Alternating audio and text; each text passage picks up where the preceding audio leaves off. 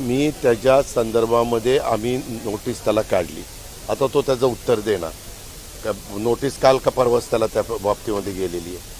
आणि आज मी सगळ्यांना आव्हान केलं की तुमच्या माझ्या महाराष्ट्रामध्ये कधी अशा पद्धतीनं वेगवेगळ्या समाजामध्ये एवढं असं अंतर पडलेलं आपण कधी पाहिलं नाही. आता प्रत्येक समाजाने काय मागणी करावी हा ज्याचा त्याचा अधिकार आहे तो संविधानाने दिलेला आहे.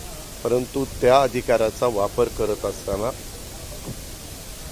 त्या मागणीमुळे दुसरा समाज पण नाराज होणार नाही ही पण खबरदारी घेतली पाहिजे. अर्थात सगळे घेतात असं नाही, कारण प्रत्येकाला आपल्या समाजालाही मिळावं अशा प्रकारची मागणी करणं हे ते त्यांचं प्रथम कर्तव्य समजतात आणि तशा पद्धतीनं चाललेलं आहे. मग कोण म्हणतं की आम्हाला एस-टीमध्ये घाला, कोण म्हणतं आम्हाला एस-सीमध्ये घाला, कोण म्हणतं आम्हाला ओबीसीमध्ये घाला, कोण म्हणतं की त्यांना वेगळं काय द्यायचं ते द्या परंतु आमच्यामध्ये घालू नका. असे सगळे प्रकार हे सुरू झालेले आहेत आणि हे महाराष्ट्राला न परवडणार आहेत. आम्ही ज्यावेळेस सातत्याने शिवशाहू फुले आंबेडकरांचं नाव घेतो, पुरोगामी विचारांचा महाराष्ट्र सांगतो, त्यावेळेस ह्या कुठल्याही गोष्टी त्याच्यामध्ये बसत नाही.